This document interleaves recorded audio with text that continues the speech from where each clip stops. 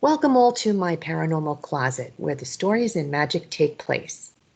Today's guest is a former New York City death investigator with the medical examiner's office who will open up about her more than 20 years of death scene investigations. She's consulted on international mass fatalities, been a featured speaker at numerous national conferences, is a published author, and taught at multiple medical institutions. Her prior roles at OCME included medical legal investigator, Deputy Director of Investigations, and Director of Forensic Investigations, where her responsibilities included death investigations, disaster planning, victim identification, evidence, and missing persons. Join me in welcoming Barbara Butcher to today's program. Welcome. Oh, thank you, Eleanor. It's a pleasure to meet you. As I understand it, you were the second ever woman hired in the role of death investigator in Manhattan, and the first to last more than 3 months. You lasted 23 years, in fact. Is that correct? That's right. I immediately knew when I walked in for the interview that these guys were going to have a hard time with a woman.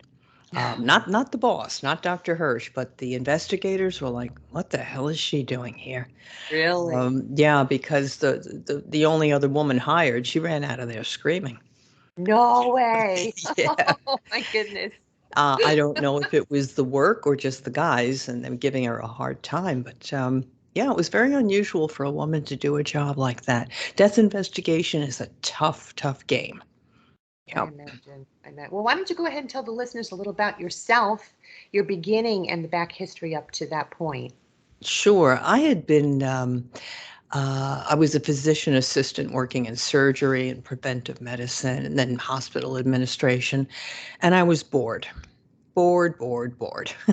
So I was also a drinker, a little bit Okay. of an alcoholic there. Well, a lot of an alcoholic. Okay. So this begins the story of how I came to be a death investigator. As an alcoholic, I finally got sober.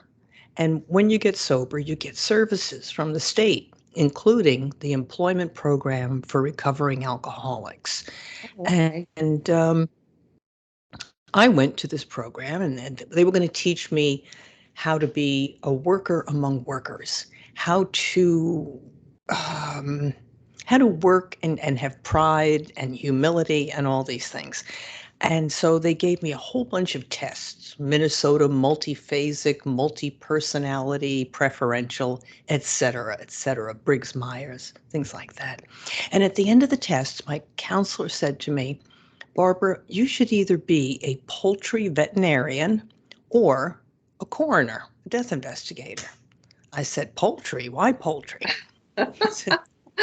He said, you're good at diagnostics, but you always got upset when your patients died or they didn't get better. And so if you were with puppies and kittens, it would break your heart. Mm. But chickens, they have beady little eyes. Nobody gets attached to them. So I think you should work with chickens. I said, no, I think I should work with dead people. That's funny. Yeah. So, one of the assignments he gave me was to find the person in New York City who had the best job in the world and ask them for an informational interview.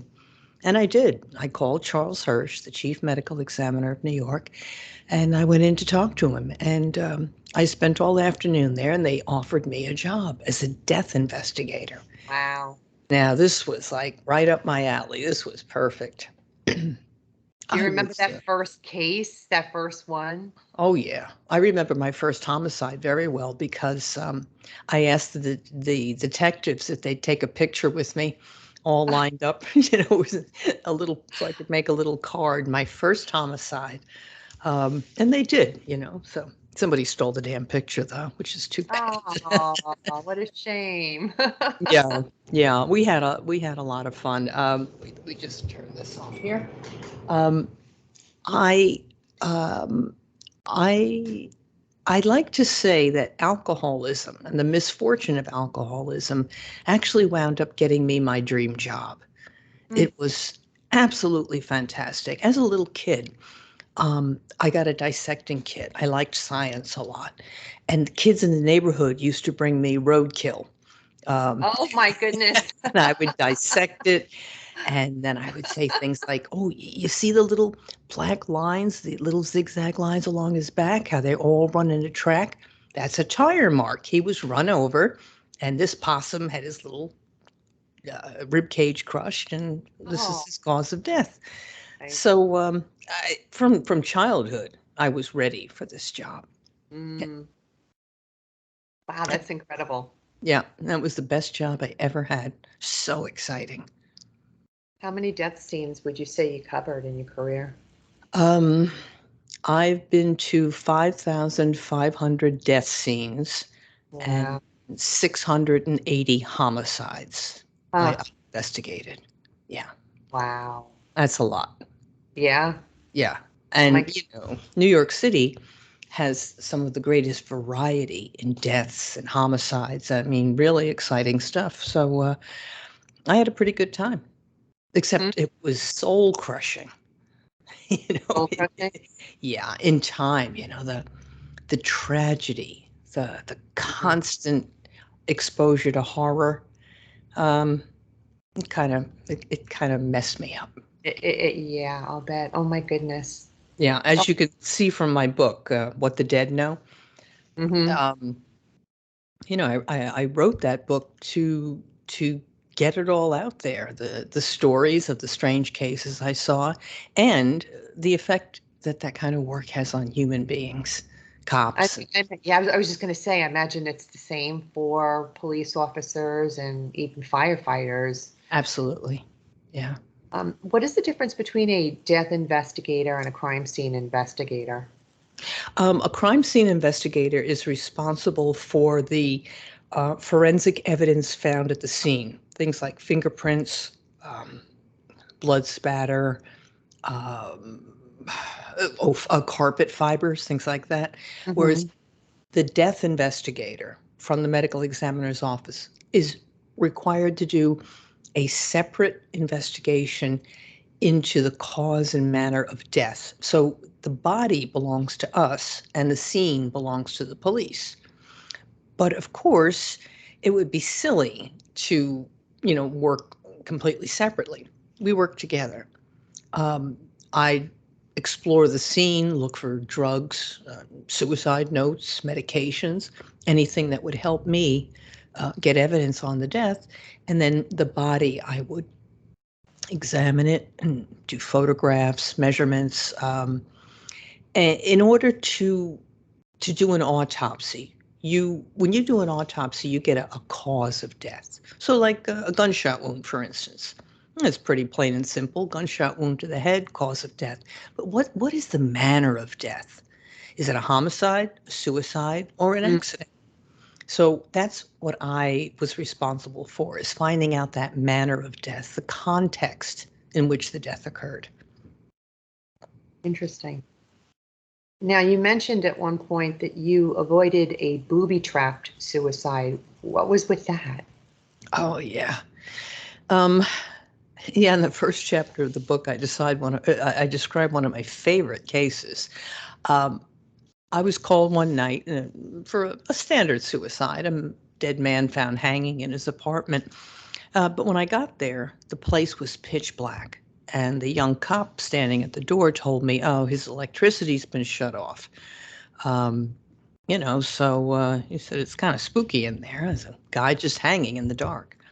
And Mm, I went into the apartment. It was very, very dingy, very old, and it was late at night, and it was pitch black in there. But I used his flashlight, and I used my little flashlight, and I was able to see the guy. And sure enough, he was hanging. I didn't find any suicide notes, anything like that in the room. But that night, I was bitching and moaning because I had my left hand in a cast. I had been fooling around with some saws and some wood trying to build something and accidentally cut a tendon in my hand. oh, okay. So I had just had surgery and my arm was in a cast. So I was bitching because I had to work. I was out of sick time. So as I examined the guy, I used my right hand, hold the flashlight, check under his eyelids, look for hemorrhages. Mainly what I wanted to make sure is that he actually hanged himself and that this wasn't a murder set up Mhm. to look like a suicide. Sure. And it was all pretty clear. So back in those days, we used Polaroid cameras. This was a long time ago, 1992. And so with the flash, I was, taking pictures and documenting everything so that I could give a report to the medical examiner the next day, the guy doing the autopsy. And before I left, normally I took out my buck knife and I was going to cut him down. So I would hold the ligature with my left hand and cut above it with the right. But I couldn't do it because my arm was in a cast. Oh my gosh, thank goodness. Thank goodness, because Mm. I left. I said, all right, looks like a suicide. When I got back to the office, I was preparing my report and I was looking at the photos. And I saw that the ligature he used was not the usual rope. It was an extension cord, one of those orange Mhm. ones that you use outdoors. I thought, oh, that's interesting. The next photo, I saw that the extension cord was actually plugged into the wall. I said, Wow. wait a minute, this doesn't make sense. Why is this plugged in? Especially since he didn't have any electricity, it was turned off. Then it came to me, and I called the cop back at the scene. I said, go screw in the light bulbs in the lamps. He said, what? I said, just do it. Just check this. He came back and he said, there's light. There's electric. What this guy had done was unscrew the light bulbs to make it look like his electricity was shut off. Then, when he hanged himself, he plugged the extension cord into the wall so that whoever cut him down would be electrocuted. Wow. But Oh my goodness. because my arm was in a cast, I didn't cut him down as usual, and I avoided either being killed or badly injured. But I told the And cop, you I saved said, somebody else's life. "Yeah, You saved somebody else's life too yeah, that would have gone in after you. Oh my goodness. yeah." How So horrible a person could you be to do like to be so cowardly to do that to yourself, but then to want to take somebody else? there's a thing I call the angry suicide. How many times have we seen like a kid go with an automatic rifle into a school and shoot children and then shoot themselves? And to say, what Mm, the hell did they do that for? Why didn't they just kill themselves and get mm, it over with? Well, because some people yeah. in their depression, they're so damned angry at at at the world for not helping them. I don't know why. And this was Mm, one of those people, just an angry, angry man mm, who wanted to take somebody out with him. Maybe he wanted to be wow. famous. Could you imagine what a great newspaper story that would make? Yeah. Yeah. Medical examiner's office employee killed by booby trap suicide. Well, look, he is Gee. famous. He's in my book now, right? So I guess so. I guess so. Oh my goodness. it's And funny. now we just came away from our memorial of 9/11, and I noticed that you were involved in 9/11 identifications. That must have been so difficult. Yeah, yeah. 9/11 ruined everything. It really did. It ruined Mm, our sense of safety, our sense of just security as Americans. We always felt like we were strong and secure and nobody could get us. And now, right in our own city, we get attacked. And it was so devastating. You know, there's an old saying that one death is a tragedy and 1,000 deaths is a statistic. But when you're crawling through the burning rubble and the smoke to pick up little pieces of people's bodies, and you see a calendar that says lunch with Steve, 1 o'clock Tuesday, or the graduation picture of a kid from sixth grade, the things mm, that are on a person's desk, the papers, the little, God, there was a desk set that had a golf ball in it, like from a hole in one. And the Yeah. pen and the little plaque hole in one. That kind of stuff that tells you this is not a statistic. Yeah. These are individual lives, and each one of them is a little universe. It's a person with a family and friends and gone. And that is so horrifying and so scary. And there I was, still remember where I was in that mm, moment, and it touched so many people's lives. And I'm in the school district. That's where I work as my regular job, and they didn't mention anything about it. And I just don't understand. This should be something that is brought to the attention of every person in the United States every single year at this time. yeah, It should not be forgotten. And it's a tragedy that they don't mention it in the school districts or talk about it anymore. And it should be something that is spoken about every single year at this time. yeah, yeah. It's one of the blackest days of our nation's history, one of the Mm, darkest days we've ever had, and there are lessons in there that we need to learn about our place in the absolutely. world. Absolutely. It's something that is part of the history that should be talked about, Yep. Yeah. But but hey, it's not. Well, this we are. We're talking about it. that's So right. That's right. Yeah.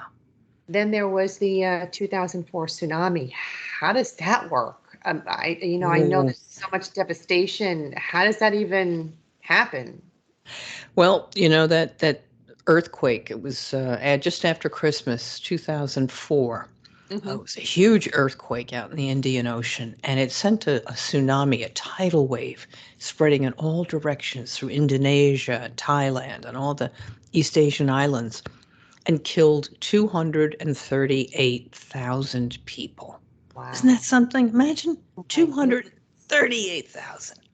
So, what most nations did, out of necessity, was just bury the people in trenches, mass Mm, graves, because you couldn't leave them out in the heat. Of course, right. it's unhealthy and disgusting.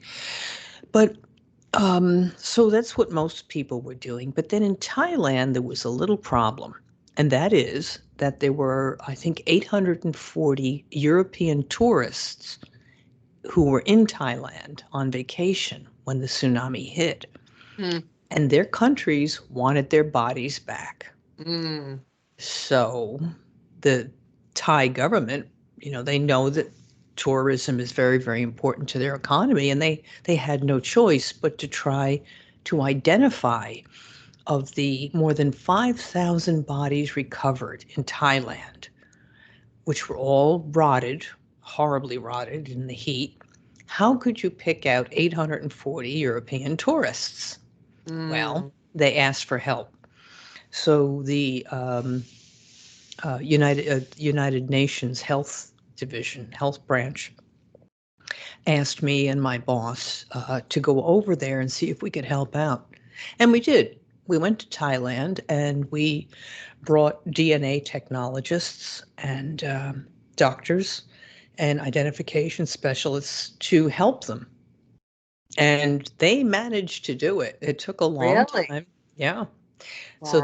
The Europeans sent help, and we came over to help, and using DNA and dental records and things like that, we were able to identify all of the tourists and return them to their homes.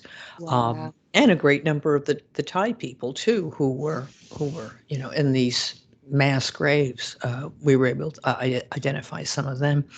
But what I learned over there is that attitude is everything, right? And the Hmm. Thai people have such an amazing attitude of acceptance of reality and just keep on moving no matter how bad things get. I guess it's a Buddhist thing, but they were so kind, so gentle, and so willing to just keep working, even though their homes had been destroyed. Oh. They lost family members. They Mm. knew that they had to help their country. They had to keep working, and they did. And they were How long very did you kind say to it took us. you to do that? Um, I think the first time I went, I was there 2, 3 weeks, and then I went back a little later to work on some more things for another week or 2 weeks. Yeah. So, And overall, we how long did it take for them to identify everybody? well over a year. Yeah. Yeah, well over a year between DNA and dental records, and Hmm. getting all that information from different countries in Europe. Sure. So it all worked out. But I have enormous respect for the people of Thailand who put aside their personal tragedies to do something for their country to help. Just Mhm. wonderful, wonderful people. And we had a good time. I mean, even Yeah. in the middle of all that destruction and death, we still had lovely dinners where we'd all just make Camaraderie, friends. the Yeah, joint effort of bringing those people home. yeah. It was a wonderful, wonderful experience to learn so much from them. We were supposed to be helping them, but I think they taught us a lot too. Oh, that's Yeah. interesting. Wow. Well, and then there's the crash of Flight 587. I imagine that was very similar to you going through the 9/11 because the circumstances are very similar in that there's an explosion, Hmm.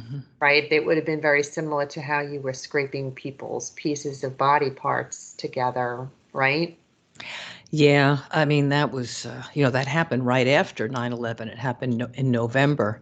So it was less than 2 months after the 9/11 attack. And we were so frightened that it was another terrorist attack. But no, it was an accident. It And was. yeah, What did it turn out to be the cause of the crash? some kind of error in the tail mechanism, or Oh, like a pilot overcorrecting for a tail mechanism error. I don't remember the whole details. I just remember all those burned bodies, oh. 250 something people.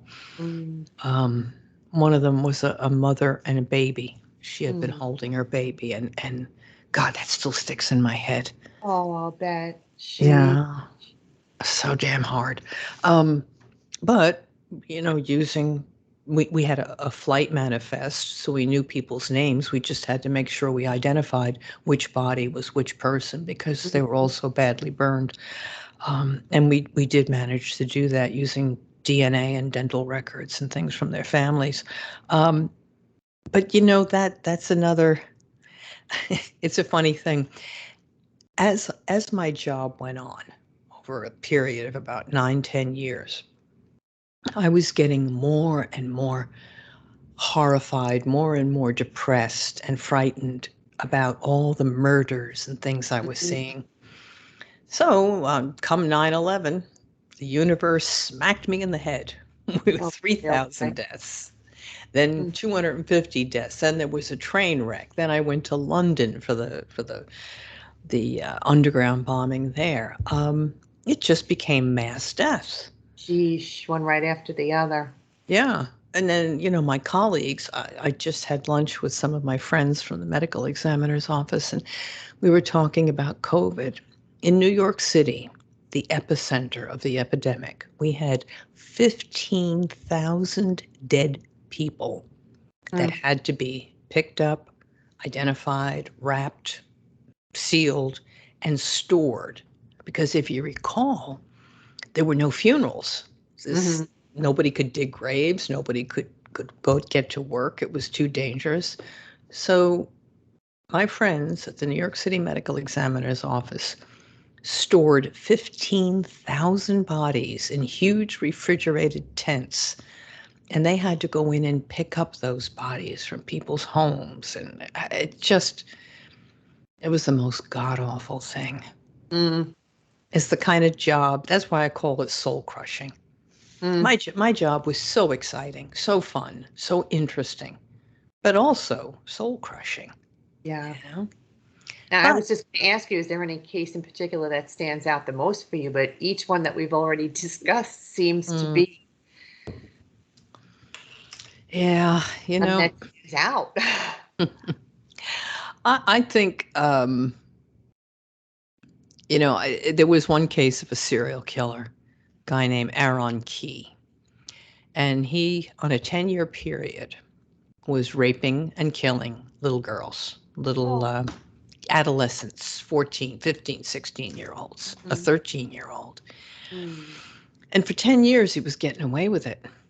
Mm. And they knew that it was one person because all the DNA matched from each victim. But they didn't know who that DNA belonged to because Mm. he wasn't in the national data banks. See? Yeah, yeah, yeah, yeah. So because he had never been arrested. And that bothered the hell out of me. The fact that Oh, I bet. for so many years this guy could get away with it. But finally, he got caught. Police played a little trick on him. Yeah, he was a suspect, and they brought him in for questioning and gave him a cup of water. Ah, And then they were able to get DNA off the cup after he threw it away. And I did my part to help convict him, testifying in court. One of the cases that I had done was a little girl, um, just a sweet, nice young girl, mm. and it bothered me a lot, a real Oh, lot. I'm So sure. I was so pleased to help put him away. Mhm. So that stands out in my mind. But I know that you're also interested in paranormal things, right? Oh, I am. See that we have the similarity in that you were led to that, and I was led to the paranormal. Hmm. So yeah, How were you I led to the paranormal? well, as a child, I lived in a home that was haunted, Hmm. and I, of course, was afraid of what I saw, and I really didn't have parents that understood it. So, mom would always say, it was just a dream, it was just a dream. And as I got older, I also had premonitions when I was a kid, too, which was something very different that came to me in dreams. And mom would always say, it was just a dream. And then one day, a terrifying nightmare that I had ended up coming true, and it kind of like shut things down for me. I felt like responsible for it, even though I was 12, and that's not a realistic thing for me to blame myself for that. But I felt responsible. I knew it was going to happen, and my mom said it was a nightmare, and it did, and I did nothing to stop it, Mom. I didn't do anything to stop it. Well, it was just a dream. It was just a dream. No, it wasn't. It came true. Wow. So I kind of shut down for a long time, but I still kept paranormal in my life in other ways. And I've been a writer since the seventh grade. In fact, my most recent book I dedicated to my seventh grade teacher because we reconnected, and I was just thrilled to be able to dedicate it to her, and she was tickled pink to receive the dedication. But I always was into writing stories that were psychological thrillers. And Mm. then somewhere along the line, I was in a writer's group, and it came to me to write true life ghost stories from my experience. And I said, well, let me put it out on social media and see if anybody out there wants to share their experience. And it might end up in my book. And before I knew it, Mm. that part of my writing took off. Even though I went to school to write for children, and even though I wanted to write psychological thrillers, I wrote two of those, and now I was dedicating myself to writing true account ghost stories for other people. And people just love to read true account ghost stories. And so at 50, I wrote my first book, and here it was a new career because I was writing true account ghost stories. I had a paranormal team, and now I have paranormal podcasts. So I was Wow. led to do this, and Yeah, I've stuck with it ever since. it's wonderful. Thank you. People always asked me, they said, isn't the morgue full of ghosts? And I tell them no, because the people didn't die there. They Right, died somewhere else. We just pick them up and bring them here. So right. their spirits, if they're haunting, they're staying in the place of death. Hmm. Um, but when I was a kid, my great grandmother's house, we used to go there to visit with my mom. And we'd go up the back stairs. And on the landing of the stairs, there was a cold spot that Hmm. was very, very cold. And it made your stomach get queasy, like So that you little knew there's pit of the something stomach. up. Yeah, yeah, yeah. And when we were little kids, we knew there was something creepy. We'd run through that area real Right, right, quickly. right. And my mom, when she was a little girl, she used to sleep up there. And she asked my grandmother, she said, I always hear this couple fighting. Like it sounds like it's a long way away. I hear a woman crying and a man hollering and they're fighting. What is that? And she'd say, "Nothing, Dolly. There's a nothing there. No problem. Don't don't worry."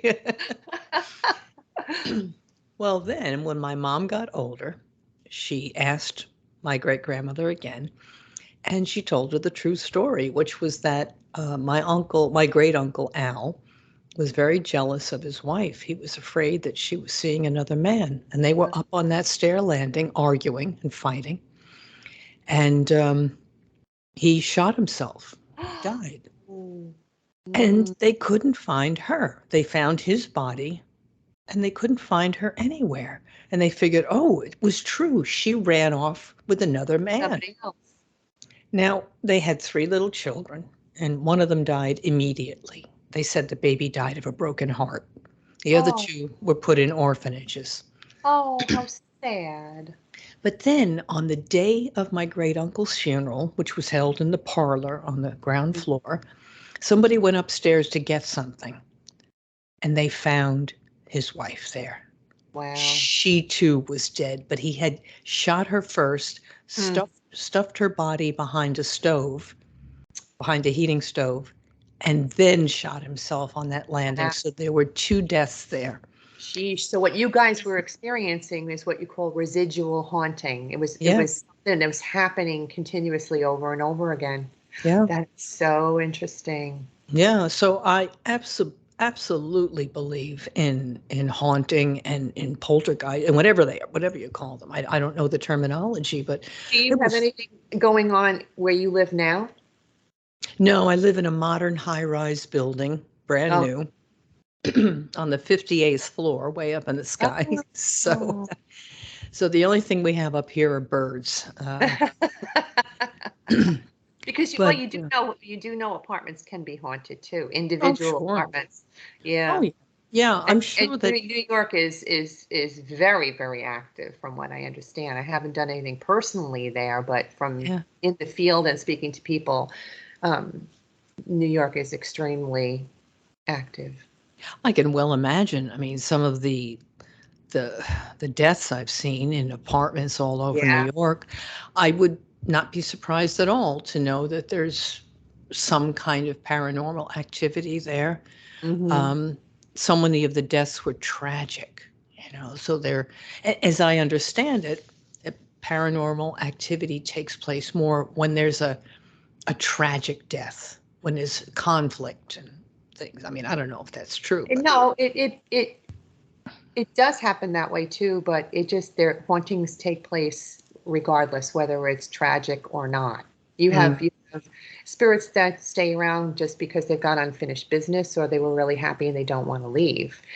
mm, And what I made it my goal is when I have been called into places to do paranormal investigations, when I speak to spirit, I let them know that I'm there out of respect and that I don't want to intrude, but if they want to tell us their stories, I'd be willing to listen and write about it. And so I'm sensitive, but not nearly as sensitive as some of the people that I work with. I mean, I have people that I work with that actually can see and hear.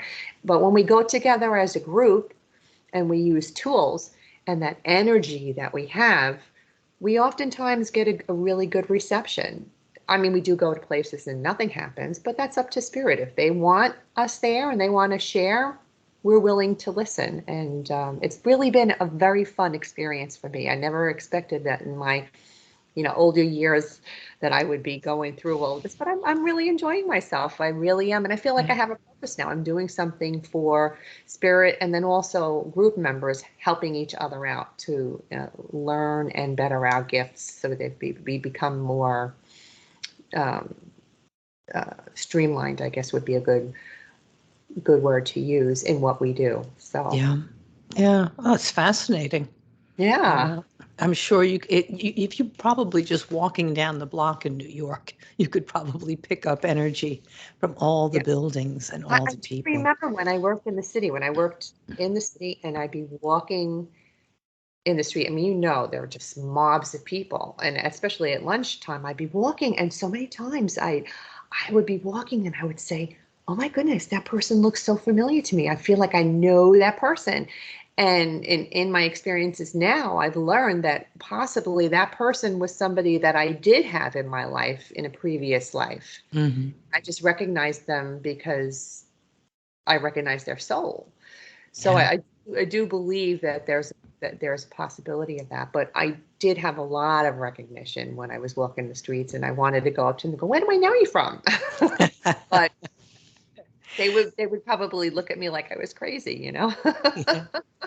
So you mean that when I die, if I want to, I can stick around and Sure. haunt. I can Yeah. haunt this apartment. If you wanted to, yeah. I don't recommend it because No. I try and explain to people that when you pass on, you can come back and visit anytime you want if you go into the light, because we do receive messages and visits from our deceased loved ones, and I got them personally from my dad the day he died and my mother-in-law when she died. But they also knew that they could come to me. We always said, especially my mother-in-law, she said, "If I can let you know, I'm going to come back," and she did. Wow. So I like to tell people that if those little nuances that you get, if you pick something in particular, a lot of people pick like butterflies or dragonflies or um, a cloud or coins, whatever it is that you pick as your signature sign. If you get a message and you hear it's mom or it's great grandmom, receive it and accept it, because that's the beauty of it. They're letting you know that they are with you always. Mm. And that little symbolism, don't let anyone tell you, "Oh, that's nothing," because it is something. You receive it for what it is. And it's really special to get those messages from them, even in those little nuances, Yeah. such as leaving a coin or that butterfly or that bird. My father was with birds, and my mother-in-law, it's birds. And when they come and they sit on the ledge of my house and they're just looking at me, I know they're not there just looking at me. It's one of them saying, "Hey, I'm here." That's wonderful. Yeah, I Excuse me. love It's that. comforting. Absolutely, to know that they are always with us. And so when people tell me these stories that they've had of their deceased loved ones coming to visit them, they're wonderful, inspiring, faith-based stories, whatever anyone's religion or belief is, to know that there's something beyond. And so I like to tell people that when you go through that light, you can come back and visit anytime you want. But if you don't go through the light, you're kind of stuck Yeah. here. So go to the light and then come back and visit anytime you want.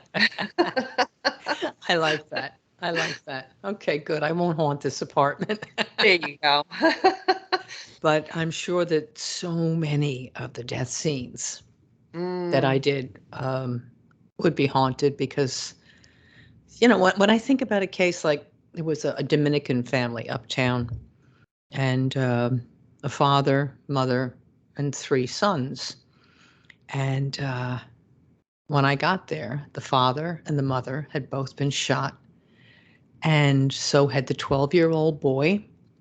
And there was a 3-year-old boy walking Oh, around that apartment in his parents' blood, his oh, little tiny footprints in their oh, blood. poor boy. Now, it turned out the murderers were looking for the other son, the 17-year-old. They were, drug people.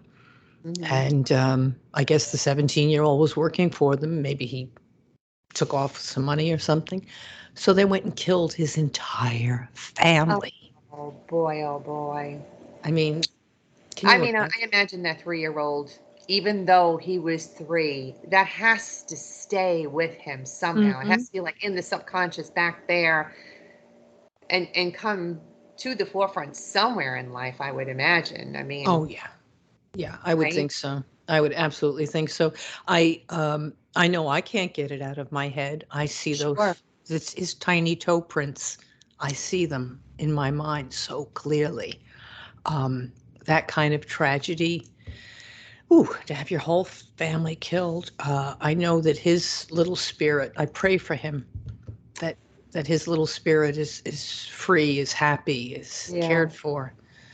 Because that was God, he must be in his 20s now. I hope Mm. he's okay. Yeah. But Would you say anyway, that that is the most gruesome or horrific case you've ever been involved in, or no. no? No, unfortunately not. No, no, no. No, they were. You know, people are strange, and we, we tend to think that, oh, everybody's just like us, that we all live in homes or apartments, and we have families, we have friends, we we go to work, we do everyday things. It's not really like that at all. Mm, That's just the majority of us. Sure, we live like that. We live decent lives, but there are so many who don't. mm, Um, there are people who live on the fringe of society and have rules and beliefs that are so different than the rest of us. really? Um, and I get to see that, and it's not a fun thing to see. Mm, There are, one guy I can think of. He was at a club, and he met a woman there, and he said to her, "Listen, let's go to your place. We'll party. Here's $50. Why don't you go get us some cocaine, and then we'll go party." Well, she took off and with his money, and he was furious. So he went to her apartment, and she wasn't there, but her 8-year-old daughter was.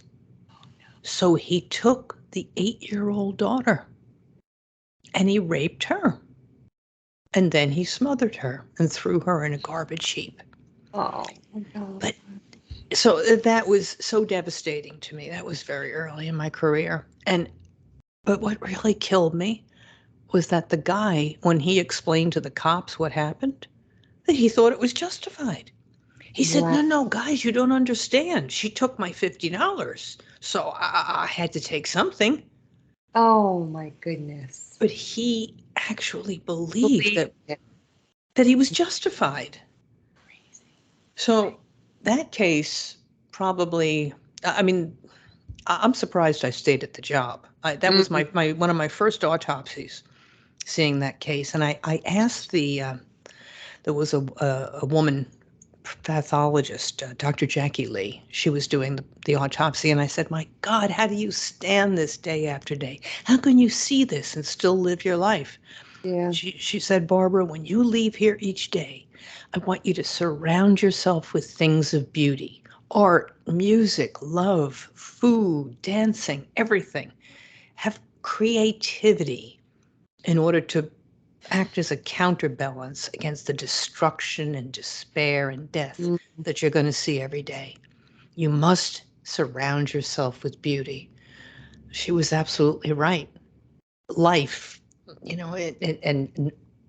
and beauty are the only counterbalances we have to the evil that's in the world. And I got myself a little house in the country, and there I had grass and trees and cats and mm, dogs and things that were alive. brought you joy. That brought me joy, and Mm, that kept me going through what was a pretty crazy job. wow. So I think that's the opposition to evil, is to create Mm, and to have joy and love. There's an awful lot of evil out there. yeah, there really is.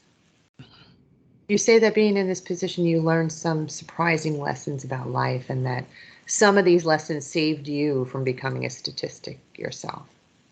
How so? Sure. Can you explain? Well, there were times when I was so depressed, times in my life that everything was lost and I was suicidal. I remember sitting in my apartment once. I had lost my job. I was losing my apartment.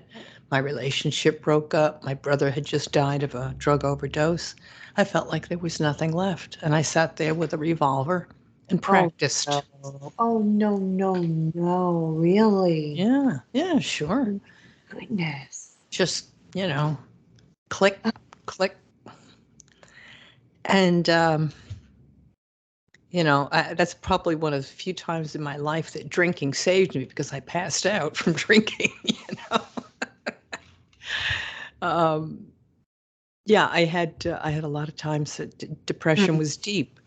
But then when I started to see people lose their lives who didn't want to lose their lives. They didn't want to die. They just wanted to live and be happy. Right.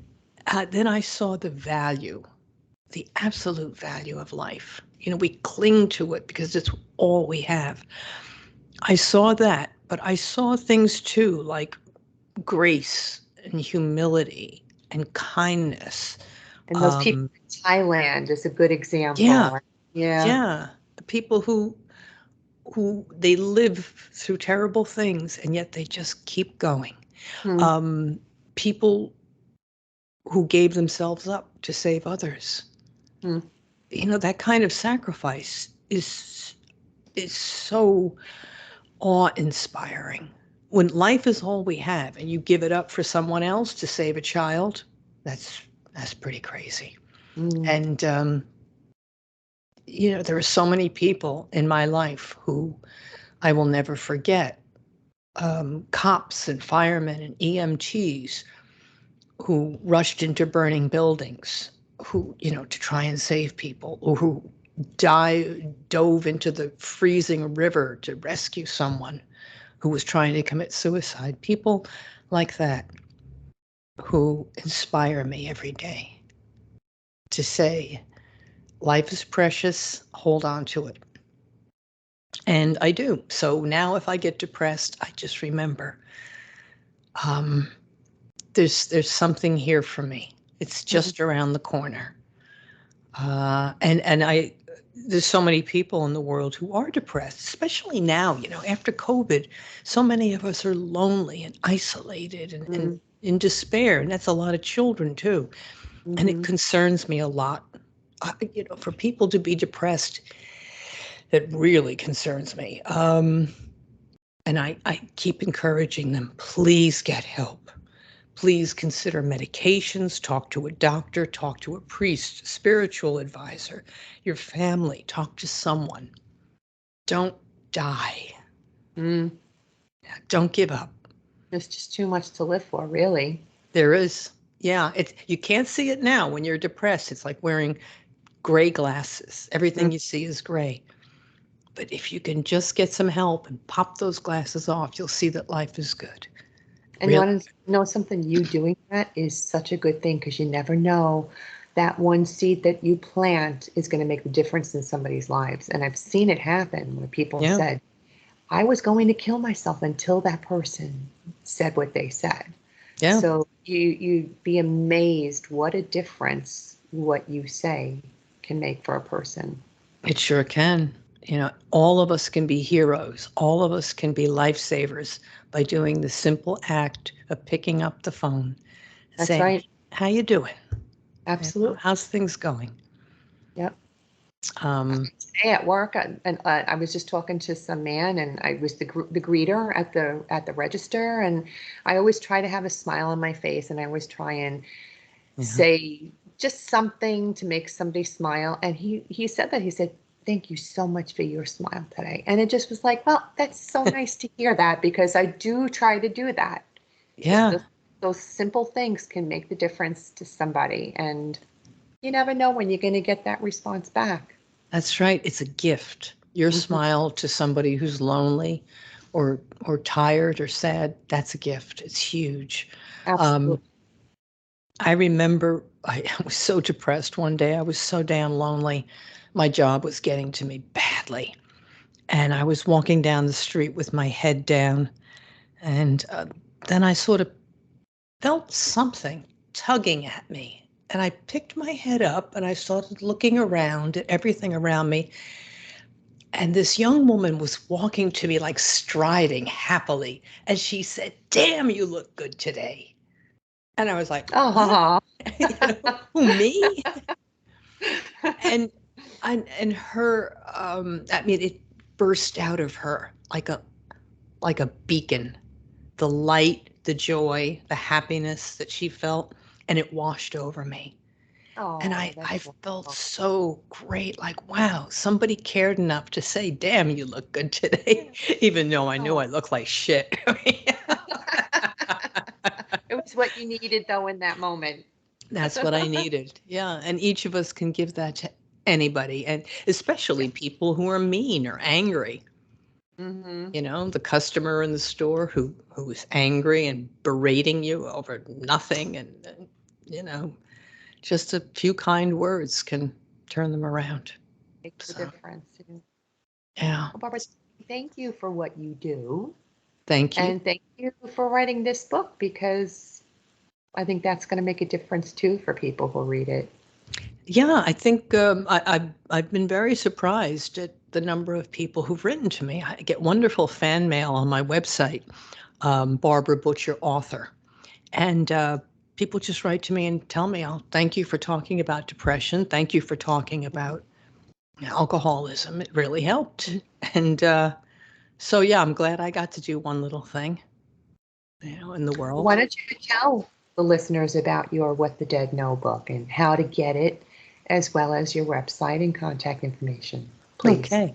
Yes, the book is called What the Dead Know: Learning About Life as a New York City Death Investigator by Barbara Butcher. And yes, Butcher is my real name.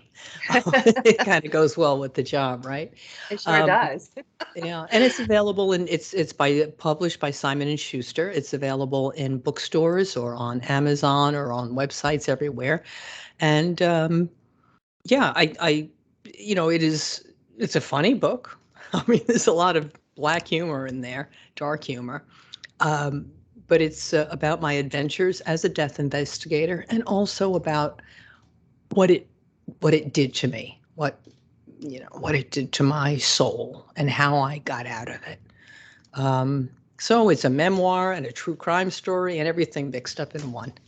And it's Sure also got sounds some like lessons in there on forensics and stuff. So yeah, it. it's a fun book. It's a fun book, and I'm really pleased it's doing well.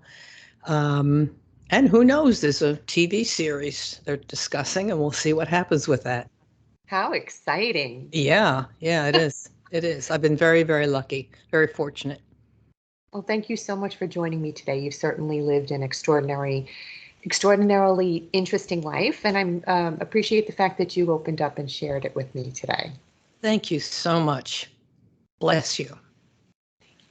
And to my listeners, if you like listening to this week's episode and you're into all things paranormal, check out my other show, Eleanor Wagner's Creepin' It Real podcast, out of the Coast to Coast Entertainment Network, which is available wherever you get your podcasts. And if any of you are interested in reading any of my books, you can find the links to them on Amazon. I'm available there. I write about the history of the town and the location. I add the paranormal story to the mix, and I finish it all off with photos and evidence. Everybody loves a good ghost story, but there's nothing better than a true ghost story. So check it out. And I hope you'll stay a while and listen as Silent Crafter's Stranger Part 2 takes us out of the show. Thank you again, Barbara. Thank you.